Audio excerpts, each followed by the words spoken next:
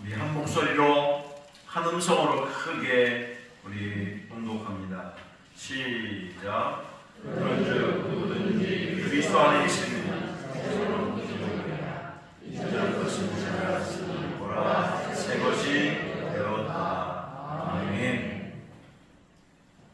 우리 한번 크게 따라서 합시다. 우리는 주님의 걸작품입니다. 우리나라가 얼마나 좋은 나라인지 세계적 인상파 화가들의 그 작품들을 그것도 중앙에 있는 박물관이 아니라 노원구에 있는 그 구청에 있는 소속된 박물관에서 무려 4개월, 5개월 동안 아주 값싼 돈을 입장료를 내어서 작품을 감상할 수 있는 그런 시간을 제가 뉴스에서 보았습니다. 유명한 반 고흐, 고갱, 뭐 정말 이름만 대도 알 수 있는 그런 대작가들을 다 한 곳에 모아서 그 작품을 감상하고 있습니다. 이런 작품들을 가리켜서 우리는 걸작품이라고 합니다. 가장 탁월한 작품, 어떤 것하고도 비교할 수 없는 작품을 걸작품이라고 합니다. 걸작품, 정말 대단한 것들이죠. 한 세기를 놓치면 볼 수 없는 걸. 그런데 아무리 훌륭한 건물보다, 그림보다 더 소중한 것이 여러분 자신입니다. 아멘. 여러분 자신이 얼마나 소중한 사람인지, 내가 얼마나 귀한 사람인 것을 알게 될 때 내 자존심이 높아지고 자기 성취가 깊어지고 내 인생을 사랑하게 됩니다.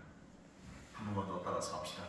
나는 주님 앞에 걸작품입니다.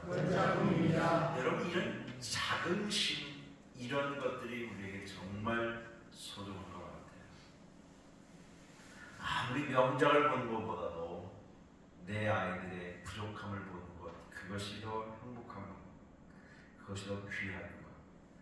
다른 사람께 굉장히 화려하고 멋져도 내가 가지고 있는 애장, 보잘것없는 그것이 더 귀한 것. 이러한 삶을 살아가는 사람이 정말 진짜의 삶을 살아가는 사람입니다. 이제 앞으로 지금까지는 어떻게 살아오셨든지 간에 이제는 내가 주어진 나의 시간들, 나의 순간들, 내 삶의 과정들을 소중히 여기고 정말 사랑하고 애틋하게 생각하고 그렇게 살아가시기를 주의 이름으로 축원합니다. 그리스도 안에 있기 때문에 그렇습니다. 여러분이 어디 안에 있다고요? 그리스도 안에 있다. 바울 신학을 공부하는 사람들 여러 가지 공부를 많이 해요. 헬라 철학, 그리스 로마 철학, 여러 가지 공부를 해요. 그런데 바울을 이해하는데, 바울 철학을 이해하는데 가장 본질은 뭐냐면 그리스도 안에서. 한번 따라서 합시다. 그리스도 안에서, 그리스도 안에서, in Christ, 그리스도 안에서. 바울은 어떤 이야기를 하든지 간에, 어떤 서신에서도, 로마서에도 마찬가지고, 어떤 것에도 제일 강조하는 게 뭐냐? 그리스도 안에 있는 나 바울은, 그리스도 예수의 종 나 바울은, 나를 규명하는 본질이 뭐냐면 나는 그리스도 안에 있다는 거예요. 여러분 모두는 어디 안에 있어요? 그리스도 안에 있어요. 그래서 갈라디아서 2장 20절에 나는 그리스도와 함께 죽고 그리스도와 함께 산다 그랬어요. 내가 먹고 사는 그 모든 것도 그리스도 안에 있는 것, 그리스도 안에 있는 사람.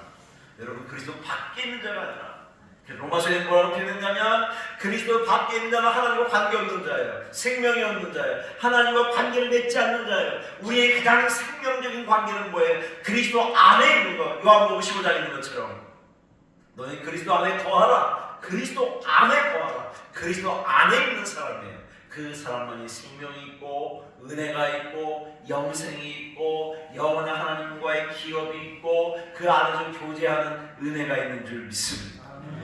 그리스도 안에 있는 사람들, 그리스도 안에 있는 사람, 그리스도 밖에 아니에요. 그리스도 밖에 있는 사람은 죽은 사람이에요. 가끔 가다가 전기가 들어왔다 나갔다. 우리 지금 아까 그랬잖아요.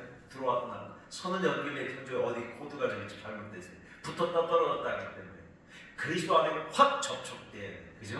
아멘. 그리스도 안에 딱 붙어 있어야 돼요. 떨어졌다 붙었다 하면 안 돼요. 그리스도 안에 딱 붙어 있으면 누가 책임져요? 그분이 책임져요. 나의 먹고 마시고 생각하고 소유하고 내가 가진 꿈과 비전과 그 모든 것들을 누가 책임져 준다고요? 그리스도가 책임져 주신다고요. 사랑하는 여러분, 저와 여러분은 꼭 그리스도 안에서 살아가는 저와 여러분 되시기를 주의 이름으로 축원합니다. 지난 시간들은 뭘로 남겨야 돼요? 그리움과 추억으로 남겨야 돼요. 지나간 것들을 그냥 아름다운 추억으로, 아름다운 그림으로 남기고 앞으로 놓여진 삶을 살아갈 수 있기를 주의 이름으로 축복합니다. 학생이 공부하면 실수하고 그걸 생각하면 앞으로 나아가지 못해. 내가 농사를 냈는데 값이 떨어졌어요. 이거 어떻게 할까? 좋은 농부는 그냥 밀어서 다 갈아버려요. 트랙터로. 다시 새롭게도 심어요. 왜? 안 되고 값이 안 나고 썩고 냄새나고 팔 썩는 거 하고 그리우면 어떻게 하겠어요? 그걸 잊어버려요. 관계에서도 마찬가지예요. 누군가 나에게 상처를 줬다, 아픔을 줬다, 고통을 줬다. 그 계속하면 어떻게 관계가 좋은 관계가 되겠어요? 그냥 있는 거예요. 한번 따라서 합시다. 아프고 슬프고 괴로운 것은 손을 한번 들어서 오른손을 넘겨버리자. 넘기세요. 달력을 넘기세요. 그거를 계속 그냥 울고먹고 싸움막질할 때 뭐 몇십 년대에 했던 거, 그 다음 몇 월 며칠까지 다 기억하고 그 다음 몇십 며칠 뭐 했다고 그거 생각하면 어떻게 살겠어요? 어떻게 살겠어요? 그냥 잊어버리고 좋은 것만 생각하고 좋은 것만 괜찮은 것만. 그래도 어떻게 우리의 뇌는 말이죠, 하나님 기가 막히게 만들었어요. 있게 하세요. 여러분, 아픔과 상처를 모지는 못 삽니다. 그렇지 않아요? 어떤 선교사님이 간증을 하는데 너무 기가 막힌 이야기를 하는 거예요. 자기 어린아이들이 식이병이 걸려서 두 아이가 한 해에 둘 다 죽었어요. 엄마와 아빠가 어떻게 살겠어요? 어떻게 사역을 하겠어요? 물론 아무리 선교사하고 목사라고 해도 어린 자식들이 둘을 1년 만에 그 식이병을 몇 년 동안 키우다가 잃어버린다 어떻게 했어요? 이런 얘기를 하더라고요. 하나님께서 나에게 애도의 시간을 갖게 하셔서 내 마음의 상처의 시간들을 허락하셔서 몇 년 동안 기다리게 하시다가 이 부부가 다시 결정했어요. 다시 섬겨주를 나가자. 다시 섬겨주를 나가자. 문득 생각이 나겠죠. 문득 잠을 자도 밥을 먹어도 뭐해도. 그런데 만약에 거기에 머무를 때는 사역도 못하고 삶도 못살고 아무것도 못하고 패신 넘기고 상처도 넘기고 아픔도 남기고 여러분이 깨진 마음도 넘기고 그래야 어떻게 돼요? 건강하게 돼요. 봉합이 돼요. 봉합이 돼요. 그렇지 않으면 어떻게 사역을 하겠어요? 못해요. 제일 어려운 게 그거더라고요. 살면서 제일 어려운 게 뭔지 아세요? 뭐 돈 떼어먹는 그거 아니고요. 무슨 뭐 쌈밥도 그 손해본 것도 아니고 그런 상처와 아픔들이 그것이 해결이 안 되니까 계속 생각하니까 관계가 발전이 안 되는 거예요. 그럼 만약에 부부라도 그런 관계는 회복이 되겠습니까? 안 됩니다. 정상적인 가능성은 못합니다. 부모 자식에도 마찬가지예요. 누가 나를 상처 줬는데 그것 때문에 머물러 있다면 안 되죠. 푹 치세요. 또 잊어버리고 또 잊게 하고 그 다음에 또 새로운 사랑을 주시고 또 사랑하게 하시고. 근데 그것이 가능한 게 어디 안에 있을 때만 가능하다고요? 그리스도 안에 있을 때. 그리스도 안에 있을 때. 그리스도 안에 있을 때. 용광로에 들어가면 다 녹잖아요. 더러운 것도 냄새나는 거 다 녹아서 물이 되잖아요. 그 새로운 것이 되잖아요. 그리스도 안에는 이렇게 되는 줄 믿으시기를 주의 이름으로 바랍니다. 누구든지 그리스도 안에 있으면 새로운 필요합니다. 이전 것, 옛날 것은 어떻게 됐다고 표현했어요? 지나갔다는 게 아니라 패싱한 거예요. 지나갔어요. 뭐가 됐다? 근데 영어 성경은 새 것을 뭐라면 뉴 창조물, 뉴 크리에이션, 새로운 창조물이 됐다는 거예요. 새로운 인격이 됐다는 거예요. 옛날 것이 아니라 아주 새롭게 되는 거예요. 우리가 영광스러운 주님 앞에 갈 때에 주님은 우리의 부활의 몸을 가장 거룩한 모습으로 바꿔주시는 줄 믿습니다. 그래서 우리에게 영광스러운, 그래서 죽음을 축복으로 생각하는 거예요. 어떻게 이별해서 아픈데 어떻게 그것을 축복이라고 생각하고 우리가 거기서 찬송을 할 수 있겠어요? 하나님의 영광스러운 부활로 그 주님께서 부활하셔서 참 거룩한 모습으로 우리를 변화시킬 것을 믿기 때문에 그런 거예요. 이게 우리의 믿음이란 말이에요.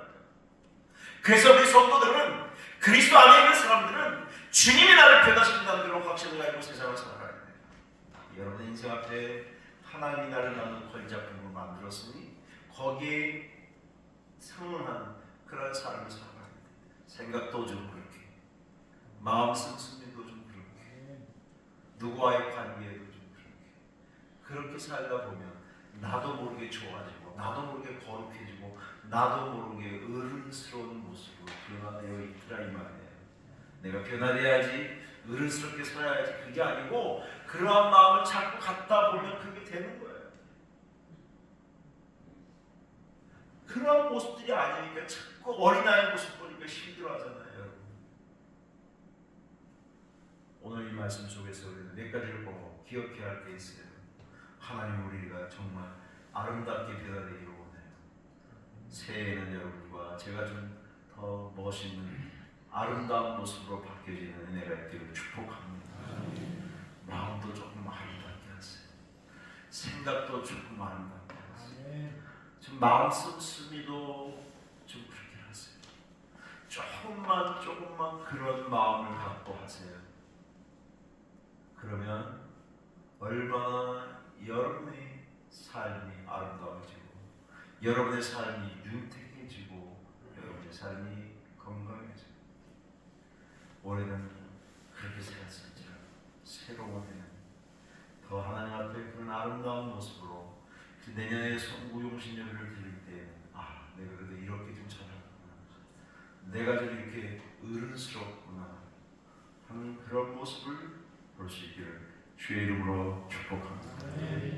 그럴 때 여러분 하나님 앞에 참 감사했구나, 내가 그래도 이렇게 좀 잘했구나, 내가 이렇게 좀 더 잘했구나, 그런 모습을 보고 싶지 않습니다. 오늘 우리는 여기에서 딱 제가 세 가지의 말씀을 드리려고 합니다. 우리는 그리스도와 함께 정말 죽었으니 이제 그리스도와 함께 살아가야 하고 그리스도와 함께 살아가기 때문에 그리스도와 함께 아름다운 빛된 모습들이 드러나야 될 줄 믿습니다.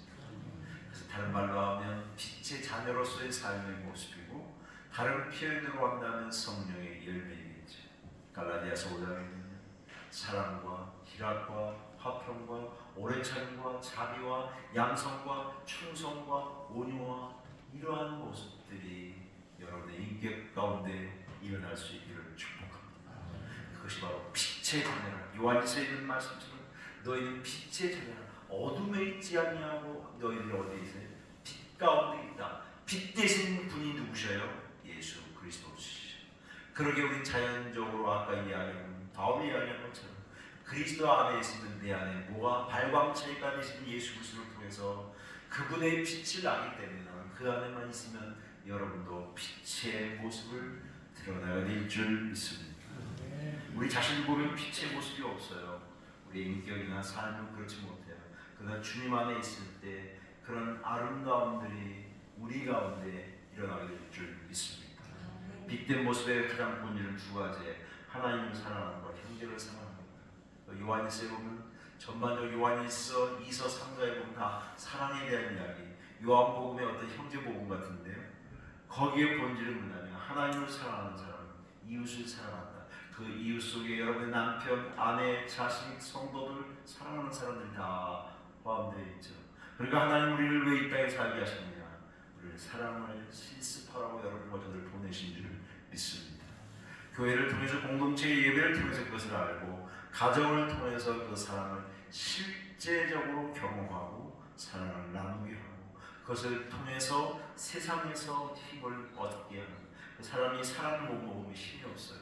여러분 밥을 먹어야 물론 힘이 나죠.